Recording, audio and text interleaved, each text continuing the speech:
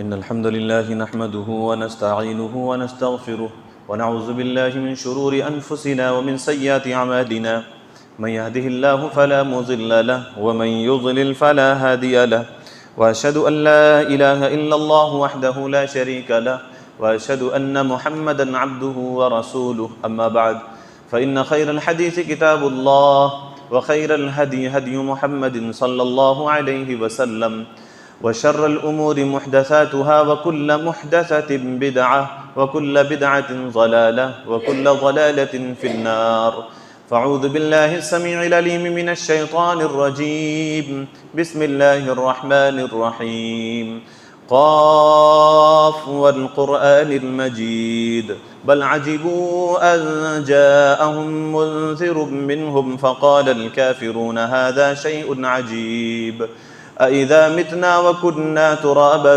ذلك رجع بعيد قد علمنا ما تنقص الأرض منهم وعندنا كتاب حفيظ بل كذبوا بالحق لما جاءهم فهم في أمر مريج أفلم ينظروا إلى السماء فوقهم كيف بنيناها وزيناها وما لها من فروج والأرض مددناها وألقينا فيها رواسي وأنبتنا فيها من كل زوج بهيج تبصرة وذكرى لكل عبد منيب ونزلنا من السماء ماء مباركا فأنبتنا به جنات وحب الحصيد والنخل باسقات لها طلع نضيد رزقا للعباد وأحيينا به بلدة ميتا كذلك الخروج كذبت قبلهم قوم نوح وأصحاب الرس وثمود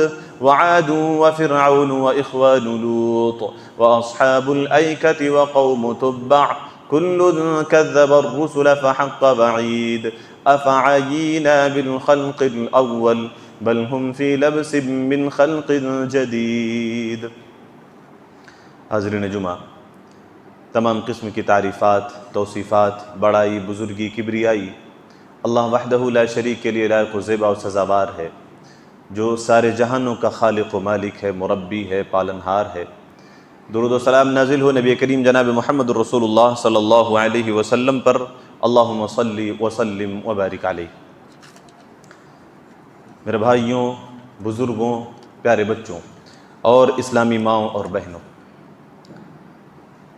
اللہ رب العزت کو تنہا تصور کرنا، یکتا ماننا، ربوبیت میں، الوہیت میں اور اسماء اور صفات میں، اسی کا نام توحید ہے۔ یا توحید کا مفہوم یہ ہے کہ اللہ تعالیٰ کو تنہا ماننا، یکتا ماننا، بے مثال و بے نظیر ماننا، ربوبیت میں، الوہیت میں اور اسماء اور صفات میں۔ میرے بھائیوں، توحید ایک ایسی دعوت ہے، توحید ایک ایسا پیغام ہے، ایک ایسا مشن ہے کہ جتنے بھی انبیاء اور رسول اس دنیا میں مبعوث کیے گئے، تمام کے تمام نبیوں کی دعوت، پیغام اور مشن یہی توحید ہی رہا ہے، یہی توحید ہی ان کا مشن رہا ہے۔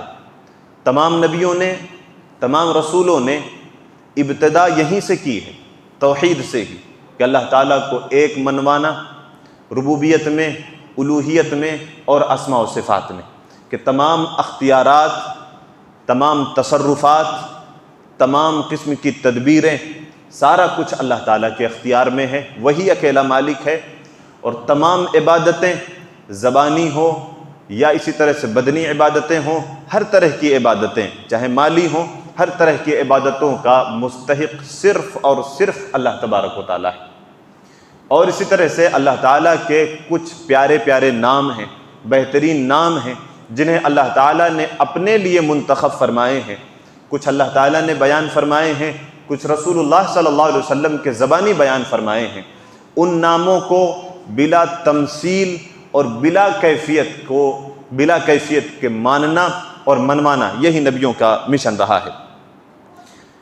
میرے بھائیوں، اللہ تبارک و تعالیٰ نے قرآن مجید کے اندر ارشاد فرمایا حضرت نوح علیہ السلام کے مناسبت سے کہ وَلَقَدْ أَرْسَلْنَا نُوحًا إِلَىٰ قَوْمِهِ، کہ ہم نے نوح کو اس کی قوم کی طرف بھیجا. وَلَقَدْ أَرْسَلْنَا نُوحًا إِلَىٰ قَوْمِهِ فَقَالَ يَا قَوْمِ اعْبُدُوا اللَّهَ مَا لَكُم مِّنْ إِلَٰهٍ غَيْرُهُ. اسی دعوت کے ساتھ، اسی مشن کے ساتھ اور اسی پیغام کے ساتھ کہ میرے سوا کوئی معبود حقیقی نہیں. فَقَالَ يَا قَوْمِ اعْبُدُوا اللَّهَ، اے میری قوم کے لوگوں صرف اور صرف اللہ تعالیٰ کی عبادت کرو. فَقَالَ يَا قَوْمِ اعْبُدُوا اللَّهَ مَا لَكُم مِّنْ إِلَٰهٍ غَيْرُهُ، اس کے سوا تمہارا کوئی معبود نہیں ہے، اس کے سوا تمہارا کوئی معبود نہیں. حضرت ہود علیہ السلام کے بارے میں اللہ تعالیٰ نے قرآن مجید کے اندر ارشاد فرمایا کہ انہوں نے اپنی قوم کو یہ کہا کہ یا قوم اعبدوا اللہ ما لکم من الہ غیرہ، اے میری قوم یا قوم اعبدوا اللہ، اللہ تعالیٰ کی عبادت کرو. ما لکم من الہ غیرہ، اس کے سوا تمہارا کوئی معبود نہیں. حضرت صالح علیہ السلام کے تعلق سے بھی اللہ تعالیٰ نے قرآن مجید کے اندر ہی ارشاد فرمایا کہ انہوں نے بھی اپنی قوم سے کہا یا قوم اعبدوا اللہ، اے میری قوم کے لوگوں اللہ تعالیٰ کی عبادت کرو. ما لکم من الہ غیرہ، اس کے سوا تمہارا کوئی معبود نہیں ہے. اور حضرت شعیب علیہ السلام کے تعلق سے بھی اللہ تعالیٰ نے یہی بیان فرمایا کہ انہوں نے بھی اپنی قوم سے یہی فرمایا کہ یا قوم اعبدوا اللہ، اے میری قوم صرف اور صرف اللہ کی عبادت کرو. ما لکم من الہ غیرہ، اس کے سوا تمہارا کوئی معبود نہیں. بطور مثال کہ یہ چند ایک نبیوں کا تذکرہ کیا میں نے.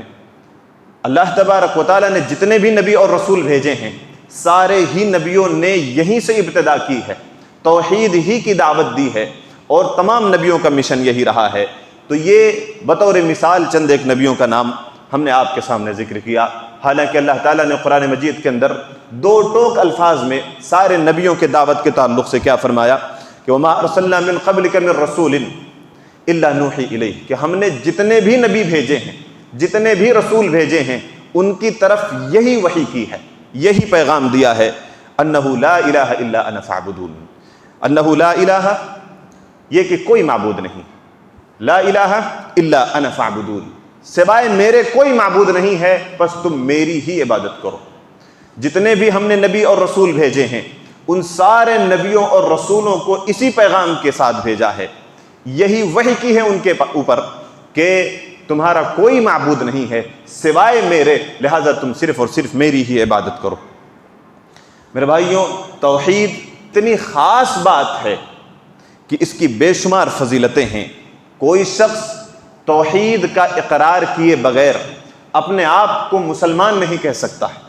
اسلام کے 5 ارکان میں سے ابتدا اور پہلا رکن ہی یہی ہے کہ انسان توحید کا اقرار کرے، اللہ تعالیٰ کو ایک مانے، رسول اللہ صلی اللہ علیہ وسلم کے تعلق سے شہادت دے.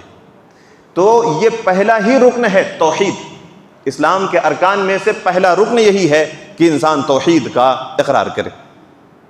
اللہ کے نبی صلی اللہ علیہ وسلم نے ارشاد فرمایا، مسلم شریف کی روایت ہے، بنی الاسلام علی 5، کہ اسلام کی 5 بنیادیں ہیں، 5 ستون ہیں. اور فرمایا کہ سب سے پہلا یہ ہے بنی الاسلام علی 5 شہادت اللہ الہ الا اللہ، کہ اس بات کی گواہی دینا، شہادت دینا کہ اللہ تعالیٰ کے سوا کوئی معبود نہیں، اللہ تعالیٰ کے سوا کوئی معبود حقیقی نہیں.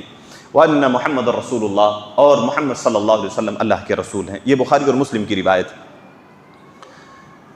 اور میرے بھائیوں، یہ توحید اتنی خاص چیز ہے، اتنی اہم بات ہے، توحید کا اقرار کرنا اتنی بڑی بات ہے کہ یہ بندوں کے اوپر سب سے پہلا ان کے رب کا حق یہی ہے کہ انسان موحد ہو. ہمارے اوپر بحیثیت بندہ، ہمارے اوپر اللہ تعالیٰ کا سب سے پہلا اور بنیادی حق یہی ہے کہ ہم اپنے رب کو حقیقی معبود تصور کریں، اس کے سوا کسی کو معبود نہ بنائیں. یہ سب سے پہلا حق ہے. جیسا کہ حضرت معاذ بن جبل رضی اللہ تعالیٰ عنہ فرماتے ہیں کہ میں رسول اللہ صلی اللہ علیہ وسلم کی سواری پر سوار تھا، اور فرماتے ہیں اتنا قریب میں آپ صلی اللہ علیہ وسلم کے بیٹھا ہوا تھا کہ میرے اور رسول اللہ صلی اللہ علیہ وسلم کے درمیان میں کجاوے کے لکڑی کے سوا کوئی فاصلہ نہیں تھا، بالکل قریب بیٹھے ہوئے تھے. اور فرماتے ہیں کہ آپ صلی اللہ علیہ وسلم نے مجھ سے فرمایا کہ اے معاذ، فرماتے ہیں اللہ کے رسول میں حاضر ہوں. آپ صلی اللہ علیہ وسلم نے کوئی جواب نہیں دیا، کچھ دور چلتے رہے. اس کے بعد پھر فرمایا اے معاذ، اللہ کے رسول حاضر ہوں، ارشاد فرمائیے. آپ نے پھر بھی کچھ نہیں کہا، آپ چلتے رہے. کچھ دیر کے بعد پھر فرمایا اے معاذ ابن جبل، اللہ کے رسول حاضر ہوں، آپ ارشاد فرمائیے۔ آپ صلی اللہ علیہ وسلم نے تیسری بار بھی کوئی جواب نہیں دیا، کچھ سوال نہیں کیا، آپ چلتے رہے۔ پھر اس کے بعد کچھ دور چلتے ہوئے آپ صلی اللہ علیہ وسلم نے اچانک سے سوال کیا، هل تدری ما حق اللہ علی عبادہ، کہ اے معاذ کیا تم جانتے ہو کہ اللہ تعالیٰ کا اس کے بندوں کے اوپر کیا حق ہے؟ اے معاذ کیا تم جانتے ہو هل تدری ما حق اللہ علی عبادہ، کہ اللہ تعالیٰ کا اس کے بندوں کے اوپر کیا حق ہے؟ حضرت معاذ بن جبل رضی اللہ تعالیٰ عنہ، اللہ کے رسول آپ بہتر جانتے ہیں، اللہ اور اس کے رسول بہتر جانتے ہیں، مجھے نہیں معلوم ہے۔ اللہ کے نبی صلی اللہ علیہ وسلم نے پھر ارشاد فرمایا کہ حق اللہ علی عبادہ، کہ اللہ تعالیٰ کا اس کے بندوں کے اوپر حق یہ ہے کہ ان یعبدوہ، کہ اس کی عبادت کریں۔ اللہ تعالیٰ کا اس کے بندوں کے اوپر حق یہ ہے کہ صرف اور صرف اس کی عبادت کریں، ولا یشرکوا بہ شیئا، اور اس کے ساتھ کسی کو شریک نہ کریں، یہ اس کا حق ہے۔ بحیثیت بندہ ہمارے اوپر یہ حق ہے اللہ تبارک و تعالیٰ کا کہ ہم صرف اور صرف اس کی عبادت کریں، اس کے ساتھ کسی کو شریک نہ کریں۔ پھر فرماتے ہیں کہ چلتے رہے، سفر جاری رہا۔ پھر آپ صلی اللہ علیہ وسلم نے پھر فرمایا کہ اے معاذ هل تدری ما حق العباد علی اللہ اذا فعلوہ، کیا تم یہ جانتے ہو کہ جب بندے یہ کر لیویں، کیا کہ صرف اور صرف اس کو معبود تصور کریں، اس کے ساتھ کسی کو شریک نہ کریں، جب یہ کام کر لیویں تو پھر بندوں کا اللہ تعالیٰ کے اوپر کیا حق ہے، کیا تم جانتے ہو؟ فرمایا اللہ کے رسول، اللہ اور اس کے رسول بہتر جانتے ہیں، مجھے نہیں معلوم ہے۔ آپ صلی اللہ علیہ وسلم نے پھر ارشاد فرمایا کہ حق العباد علی اللہ، بندوں کے حقوق یہ ہیں اللہ تبارک و تعالیٰ کے اوپر کہ اگر یہ کام کر لیں کہ اس کو معبود حقیقی تصور کر لیں، اس کے ساتھ کسی کو شریک نہ کریں، حق العباد علی اللہ الا يعذبهم، پھر اللہ تعالیٰ اپنے بندوں کو عذاب میں گرفتار نہ کرے۔ پھر اللہ تعالیٰ یہ عمل کر لینے کے بعد ایسے بندوں کو عذاب میں گرفتار نہ کرے، انہیں عذاب نہ دے۔ یہ بخاری شریف کی روایت ہے۔ تو یہ بنیادی حق ہے اللہ تعالیٰ کا ہمارے اوپر کہ ہم اس کو معبود حقیقی تصور کریں، اس کے ساتھ کسی کو شریک نہ کریں، اس کے ساتھ کسی کو شریک نہ کریں۔ توحید کی اتنی فضیلت ہے، اتنی اہمیت ہے کہ موحد جو شخص ہوگا، جو موحد ہوگا، اللہ تعالیٰ کو ایک مانتا ہے، رب ہونے کے اعتبار سے، الہ ہونے کے اعتبار سے، اور اسماء اور صفات میں کسی کو شریک نہیں کرتا ہے، تو جو موحد شخص ہے وہ جنتی شخص ہے، اس کا ٹھکانہ پھر جنت ہے، اس کا ٹھکانہ جنت ہے۔ حضرت عثمان ابن عفان رضی اللہ تعالیٰ عنہ فرماتے ہیں، مسلم شریف کی روایت ہے کہ پیارے رسول صلی اللہ علیہ وسلم نے ارشاد فرمایا من مات وهو يعلم انه لا الہ الا اللہ دخل الجنہ، کہ جو شخص اس حال میں فوت ہوا، جو شخص اس حال میں مرا کہ وہ اس بات کو تسلیم کرتا تھا، جو یہ بات کو جانتا تھا کہ اللہ تعالیٰ کے سوا کوئی حقیقی معبود نہیں ہے، ایسا شخص جنتی، ایسا شخص جنت کے اندر داخل ہونے والا ہے۔ اور سیدنا جابر رضی اللہ تعالیٰ عنہ فرماتے ہیں کہ ایک شخص اللہ کے نبی صلی اللہ علیہ وسلم کی خدمت میں حاضر ہوا اور اس نے آپ صلی اللہ علیہ وسلم سے سوال کیا کہ اللہ کے رسول صلی اللہ علیہ وسلم، دو واجب کر دینے والی باتوں سے آپ ہمیں آگاہ کیجئے، اللہ کے رسول دو واجب کر دینے والی جو بات ہے اس سے ہمیں آگاہ کیجئے، وہ کون سی چیز ہے؟ آپ صلی اللہ علیہ وسلم نے ارشاد فرمایا کہ من مات لا یشرک باللہ شیئا دخل الجنہ، پہلی بات جو واجب کر دینے والی ہے وہ یہ ہے کہ جو شخص اس حال میں فوت ہوا، من مات لا یشرک باللہ شیئا، کہ اللہ تعالیٰ کے ساتھ کسی کو شریک نہیں کرتا تھا، وہ شخص جنتی ہے، وہ شخص جنتی ہے۔ یعنی کہ جو شخص صرف اور صرف اللہ تعالیٰ کی عبادت کرتا ہو، اس کے ساتھ کسی کو شریک نہ کرتا ہو، تو جنت اس کے اوپر واجب ہو جاتی، یہ پہلی واجب کر دینے والی چیز۔ اور فرمایا کہ دوسری بات یہ ہے کہ وَمَن مَاتَ يُشْرِكُ بِاللَّهِ دَخَلَ النَّارِ، اور جو شخص اس حال میں مرا کہ اللہ تعالیٰ کے ساتھ شریک کرتا تھا، شرک کرتا تھا، ایسا شخص جہنمی ہے۔ یہ بات جہنم میں لے جانے کے لیے واجب ہو جاتی ہے مشرک شخص کے لیے، یہ بات فرمائی اللہ کے نبی صلی اللہ علیہ وسلم نے۔ یہ مسلم شریف کی روایت، مسلم شریف کی روایت۔ دو واجب کر دینے والی بات، دو واجب کر دینے والی چیز، پہلی بات صرف اور صرف جو اللہ تعالیٰ کی عبادت کرتا ہے، موحد ہے، جنت اس کے اوپر واجب ہو جاتی ہے۔ دوسری واجب کر دینے والی چیز یا بات یہ ہے کہ جو مشرک ہے، اللہ تعالیٰ کے ساتھ شرک کرنے والا ہے، ایسے شخص کے اوپر جہنم واجب ہو جاتی، جہنم واجب ہو جاتی۔ تو توحید کی یہ فضیلت ہے کہ موحد شخص جو ہوتا ہے ایسا شخص جنت میں جانے والا ہے، ایسا شخص جو ہے وہ جنت میں داخل ہوگا۔ اور جہنم جو ہے موحد کے اوپر، توحید پرست کے اوپر جہنم حرام کر دی گئی ہے، جہنم حرام ہے۔ آپ صلی اللہ علیہ وسلم ارشاد فرماتے ہیں، مسلم شریف کی روایت ہے کہ من شہد ان لا الہ الا اللہ وان محمد رسول اللہ حرم اللہ علیہ النار، کہ جس شخص نے اس بات کی شہادت دی، سچے دل سے اس بات کو تسلیم کیا کہ اللہ تعالیٰ کے سوا کوئی حقیقی معبود نہیں ہے اور محمد صلی اللہ علیہ وسلم اللہ تعالیٰ کے رسول ہیں، جس نے اس بات کی شہادت دی، گواہی دی، فرمایا کہ حرم اللہ علیہ النار، اللہ تبارک و تعالیٰ ایسے شخص کے اوپر جہنم کو حرام کر دیتا ہے، جہنم کو حرام کر دیتا ہے۔ تو یہ توحید کی فضیلت ہے، یہ توحید کی برکت ہے، یہ توحید کے ثمرات ہیں کہ اللہ تبارک و تعالیٰ ایسے شخص کے اوپر جہنم کو حرام کر دیتا ہے جو موحد ہوتا ہے، جو موحد ہوتا ہے، اللہ تعالیٰ کے سوا کسی سے نہیں مانگتا، اللہ تعالیٰ کے سوا کسی کو داتا تصور نہیں کرتا، اللہ تعالیٰ کے سوا کسی کو مشکل کشا نہیں مانتا، اللہ تعالیٰ کے سوا کسی کو اولاد دینے والا نہیں مانتا، اللہ تعالیٰ کے سوا کسی کو مدبر الامور نہیں تصور کرتا۔ ایسے شخص کے بارے میں اللہ کے نبی صلی اللہ علیہ وسلم نے فرمایا کہ ایسے شخص کے اوپر اللہ تعالیٰ نے جہنم کو حرام کر دیا۔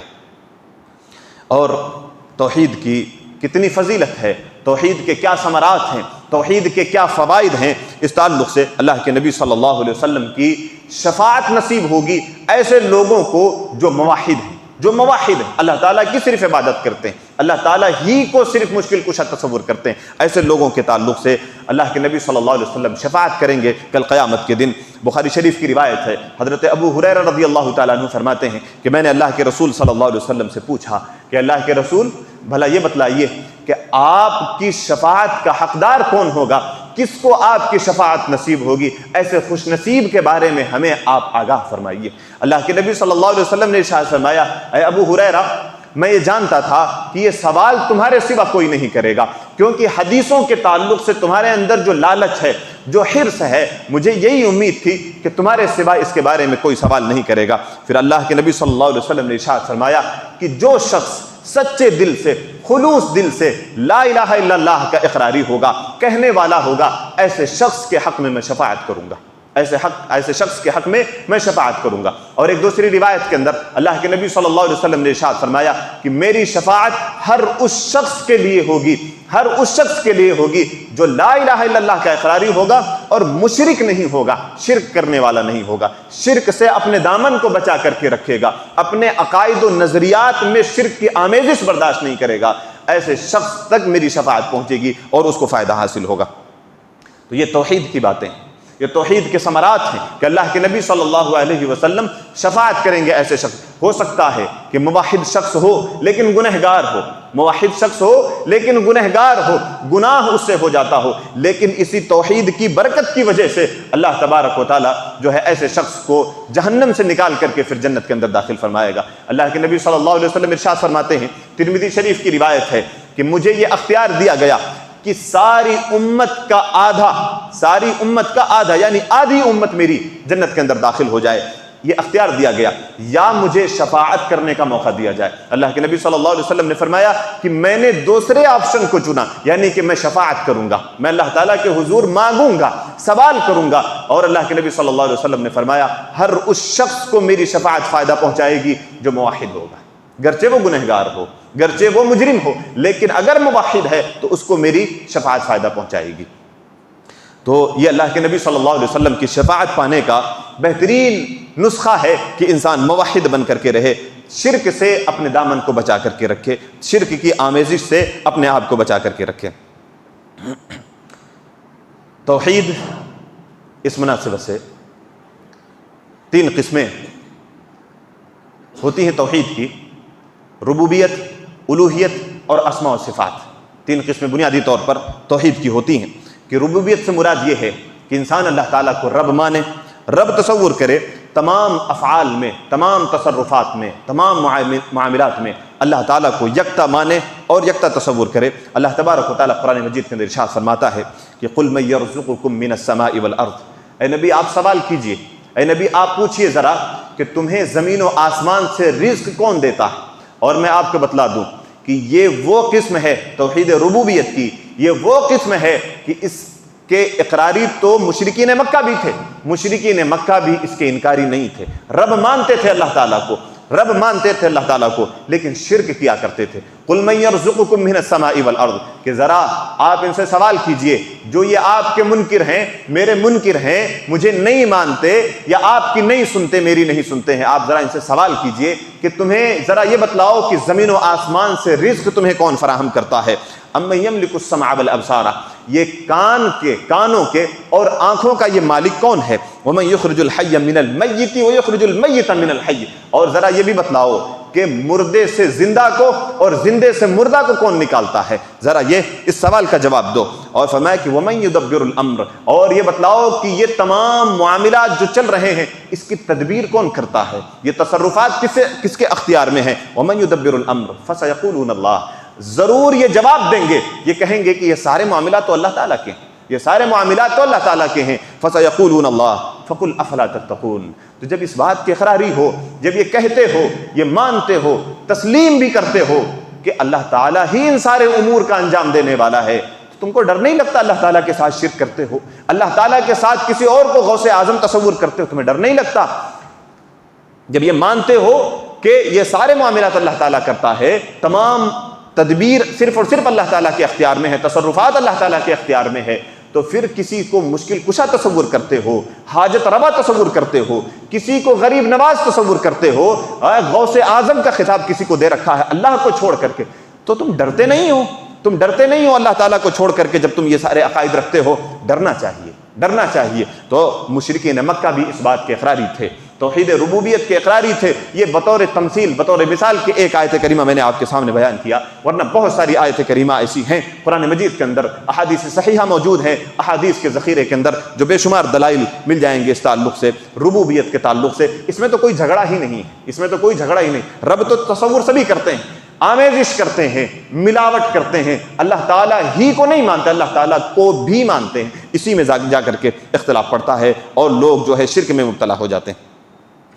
توحید ربوبیت یہ پہلی قسم ہے، اور توحید الوہیت، عبادات کی تمام قسمیں، عبادات کے تمام افعال، عبادات کے تمام اقوال، عبادات کے تمام امور صرف اور صرف اللہ تعالیٰ کے لیے، صرف اور صرف اللہ تعالیٰ کے لیے۔ قربانی ہو، نظر و نیاز ہو، محبت ہو، خوف ہو، مانگنا ہو، سارا کچھ معاملہ صرف اور صرف اللہ تعالیٰ کے لیے۔ عبادت نماز روزہ صرف کسی غیر کے نام پہ کرنا یہی صرف شرک نہیں، بلکہ وہ ساری باتیں جو عبادت سے متعلق ہیں اللہ تعالیٰ کو چھوڑ کر کے کسی اور کے لیے کرنا، یہی شرک ہے، یہی شرک ہے۔ تو توحید الوہیت یہ ہے کہ عبادات کی تمام قسمیں صرف اور صرف اللہ تعالیٰ کے لیے کی جائیں۔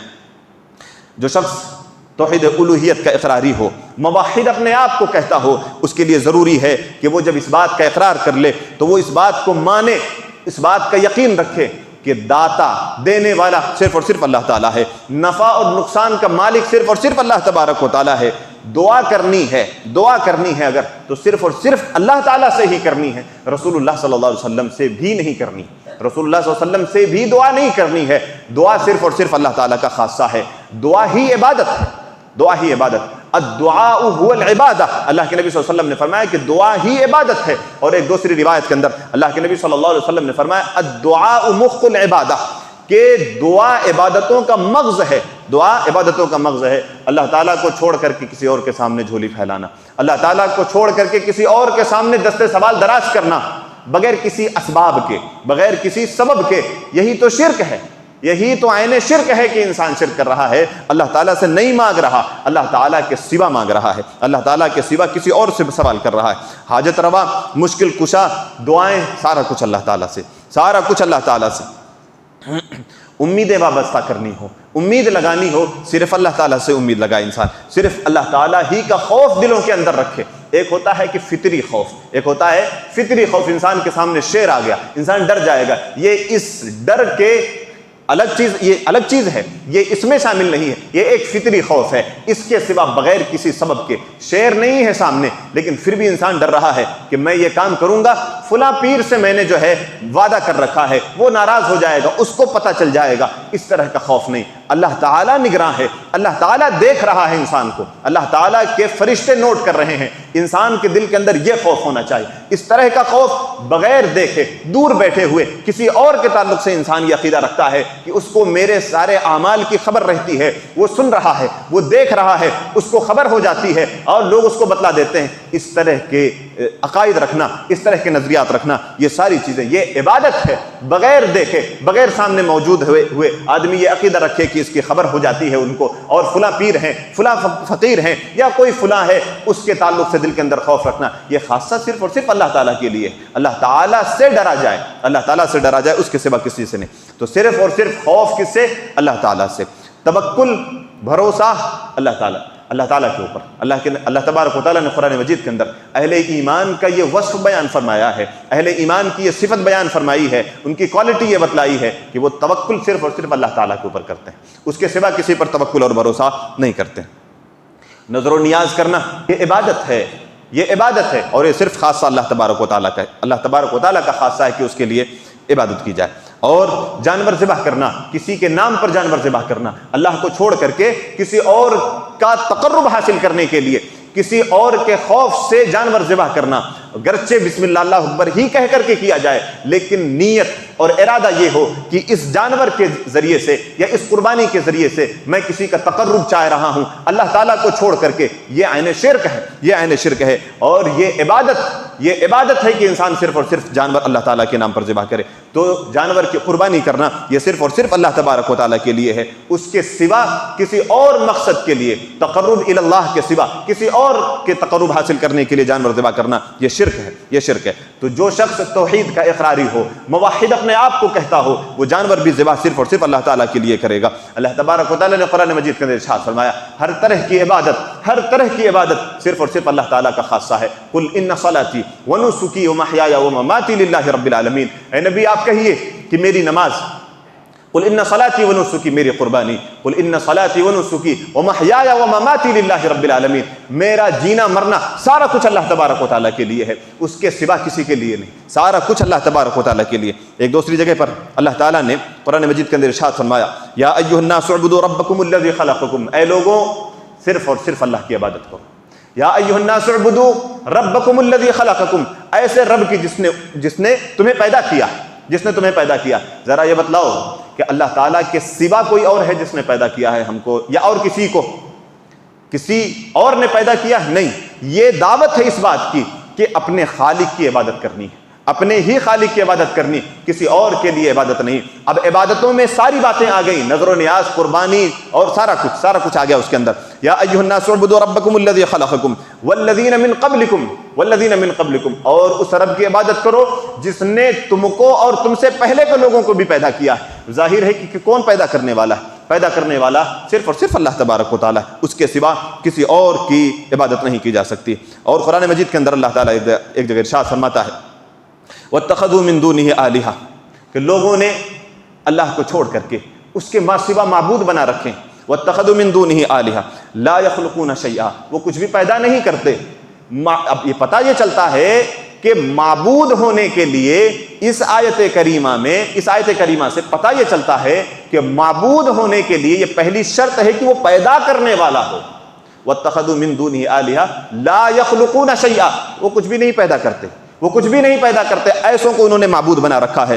اور یہ پہلی صفت ہو گئی، وہ پیدا کرنے والا ہونا چاہیے۔ دوسری، وَهُمْ يُخْلَقُونَ، اللہ تعالیٰ نے فرمایا کہ وہ معبود تو ایسے ہیں جن کو لوگوں نے بنا رکھے ہیں کہ وہ تو خود پیدا کیے گئے ہیں، وہ پیدا نہیں کرتے۔ دوسری صفت یہ ہے کہ وہ خود پیدا کیے گئے ہیں۔ اس سے یہ پتہ چلتا ہے کہ جو مخلوق ہو وہ معبود نہیں ہو سکتا، جو مخلوق ہو وہ معبود نہیں ہو سکتا ہے۔ معبود ہونے کے لیے ضروری ہے کہ وہ پیدا کرنے والا بھی ہو اور خود پیدا نہ ہوا ہو۔ اللہ تعالیٰ کے تعلق سے ہمارا یہ عقیدہ ہے، ہمارا یہ ماننا ہے، ہم یہ مانتے ہیں کہ اللہ تبارک و تعالیٰ ہمیشہ سے ہے اور ہمیشہ رہے گا۔ وہ کبھی نہیں پیدا ہوا، وہ پیدا نہیں ہوا، وہ ہمیشہ سے ہے اور ہمیشہ رہے گا، اور جو پیدا ہو وہ معبود نہیں ہو سکتا ہے۔ اور ہمارا عقیدہ اللہ تبارک و تعالیٰ کے تعلق سے یہ ہے کہ وہی خالق ہے، وہی خالق، وہ مخلوق نہیں ہے، وہی خالق ہے، وہی پیدا کرتا ہے اور وہ پیدا نہیں کیا گیا ہے۔ اور جب کہ اللہ تعالیٰ نے فرمایا وَاتَّخَذُوا مِن دُونِهِ، لوگوں نے وَاتَّخَذُوا مِن دُونِهِ آلِهَةً، لوگوں نے معبود بنا رکھے ہیں اللہ تعالیٰ کو چھوڑ کر کے، وَاتَّخَذُوا مِن دُونِهِ آلِهَةً لَا يَخْلُقُونَ شَيْئًا وَهُمْ يُخْلَقُونَ وَلَا يَمْلِكُونَ لِأَنفُسِهِمْ ضَرًّا وَلَا نَفْعًا۔ اور ان کی کمزوری کا عالم تو یہ ہے کہ وہ اپنے نفع اور نقصان کا بھی اختیار نہیں رکھتے، ایسوں کو معبود بنا رکھا ہے کہ اپنے نفع اور نقصان کا اختیار خود نہیں رکھتے ہیں۔ ولا یملکون موتا ولا حیاتا، نفع نقصان تو چھوڑو، سب سے بڑی بات ایک انسان کی زندگی اور موت کے تعلق سے ہوتی ہے، وہ اپنے زندگی اور موت کا بھی اختیار نہیں رکھتے ہیں، کب مر جائیں گے کوئی پتہ نہیں۔ ولا یملکون موتا ولا حیاتا ولا نشورا، اور دوبارہ زندہ ہونے کا بھی ان کو کوئی اختیار نہیں ہے کہ کب دوبارہ زندہ ہوں گے یا دوبارہ کب زندہ کیے جائیں گے، ان کو کوئی اختیار نہیں ہے۔ تو اللہ تبارک و تعالیٰ کو ہی معبود اور الہ تصور کرنا بغیر کسی شراکت کے، وہ تنہا معبود ہے اور وہی حقیقی معبود ہے۔ اور توحید کی تیسری قسم یہ ہے کہ اللہ تبارک و تعالیٰ کے بہترین پیارے پیارے نام ہیں، وَلِلَّهِ الْأَسْمَاءُ الْحُسْنَى فَادْعُوهُ بِهَا وَذَرُوا الَّذِينَ يُلْحِدُونَ فِي أَسْمَائِهِ سَيُجْزَوْنَ مَا كَانُوا يَعْمَلُونَ۔ اللہ تعالیٰ نے فرمایا کہ اللہ تعالیٰ کے بہترین پیارے پیارے نام ہیں، وَلِلَّهِ الْأَسْمَاءُ الْحُسْنَى فَادْعُوهُ بِهَا، انہی ناموں کے ذریعے سے اللہ تعالیٰ کو پکارو، انہی ناموں کے ذریعے سے اللہ تعالیٰ سے سوال کرو۔ وَذَرُوا الَّذِينَ يُلْحِدُونَ فِي أَسْمَائِهِ، اور ایسے لوگوں کو چھوڑ دو جو اس کے نام میں کجروی برتتے ہیں، ٹیڑھا پن برتتے ہیں۔ وَذَرُوا الَّذِينَ يُلْحِدُونَ فِي أَسْمَائِهِ سَيُجْزَوْنَ مَا كَانُوا يَعْمَلُونَ، جو کچھ بھی وہ کر رہے ہیں ان قریب ان کے اعمال کا بدلہ ہم ان کو دیں گے، ان کی کرتوتوں کی سزا ہم انہیں سنائیں گے اور کریں گے ان کے ساتھ جو ہے ان کو بدلہ دیا جائے گا۔ تو اللہ تعالیٰ کے بہترین نام ہیں، بہترین اللہ تعالیٰ کے اسماء و صفات ہیں، ان کے اوپر ایمان رکھا جائے بغیر کسی تمثیل کے اور جو ہے بغیر کسی اس میں جو ہے کمی کیے ہوئے۔ وَلِلَّهِ الْأَسْمَاءُ الْحُسْنَى فَادْعُوهُ بِهَا وَذَرُوا الَّذِينَ يُلْحِدُونَ فِي أَسْمَائِهِ سَيُجْزَوْنَ مَا كَانُوا يَعْمَلُونَ۔ اور اس کے علاوہ اللہ تعالیٰ نے فرمایا کہ لَيْسَ كَمِثْلِهِ شَيْءٌ، اللہ تعالیٰ اس کی کوئی نظیر نہیں ہے، وہ بے مثال ہے، اس کی کوئی تمثیل نہیں بیان کی جائے گی۔ بس اللہ تعالیٰ نے جو اپنے تعلق سے نام بیان کر دیے، اپنے تعلق سے جو صفات بیان کر دیے ہیں، بس ہم اس کو اسی طرح سے ایمان رکھیں گے۔ اللہ تعالیٰ نے مثلا اپنے تعلق سے فرمایا کہ وہ سمیع ہے، وہ بصیر ہے، وہ سنتا ہے، دیکھتا ہے۔ کیسے دیکھتا ہے، کیسے سنتا ہے؟ کیا ہماری طرح سے اس کے کان ہیں؟ کیا ہماری طرح سے اس کی آنکھیں ہیں؟ نہیں معلوم ہے، اس کی آنکھیں ہیں، وہ دیکھتا ہے، کیسی ہے ہم کو نہیں معلوم، کیسے سنتا ہے ہم کو نہیں معلوم، کیسے دیکھتا ہے نہیں معلوم ہے۔ اللہ تعالیٰ پکڑتا ہے، کیسے پکڑتا ہے ہم کو نہیں معلوم ہے۔ تو بس اللہ تعالیٰ نے جو اپنے نام بیان کیے ہیں، جو صفات بیان کی ہیں، اس کو اسی طرح سے تسلیم کر لینا۔ لیس کمثلہ شیء، اس کے جیسا کچھ بھی نہیں ہے، کوئی تمثیل نہیں بیان کی جائے گی، کوئی مثال نہیں بیان کی جائے گی، کوئی کیفیت نہیں بیان کی جائے گی۔ یہ توحید کی تیسری قسم ہے کہ توحید اسماء و صفات کے تعلق سے انسان یہ عقیدہ رکھے کہ اللہ تعالیٰ کے جو بہترین نام ہیں اس کو بغیر کسی تمثیل کے اور بغیر کسی اس میں کمی پیدا کیے ہوئے، کجی پیدا کیے ہوئے، اسی طرح سے انسان اس کو جو ہے قبول کرے، عقیدہ رکھے۔ اور یہ توحید کے تعلق سے یہ بات معلوم ہونی چاہیے کہ موحد شخص جو ہوگا وہی در حقیقت جنتی ہے، مشرک شخص جو ہوگا وہ جنت کے اندر نہیں جائے گا۔ ایسے شخص کے تعلق سے اللہ تبارک و تعالیٰ نے قرآن مجید کے اندر ارشاد فرمایا کہ اللہ تعالیٰ نے جنت کو ایسے لوگوں کے لیے جو مشرک ہیں حرام قرار دیا ہے۔ اللہ تبارک و تعالیٰ سے دعا ہے کہ اللہ تبارک و تعالیٰ ہمیں توحید کو سمجھنے، سمجھانے اور اس کے مطابق عقیدہ رکھنے کی توفیق عنایت فرمائے۔ آمین وآخر دعوانا الحمد للہ رب العالمین۔ بارک اللہ لنا ولکم فی القرآن العظیم ونفعنی وإیاکم بالآیات والذکر الحکیم، انہ تعالی جواد کریم بالکم رؤوف رحیم۔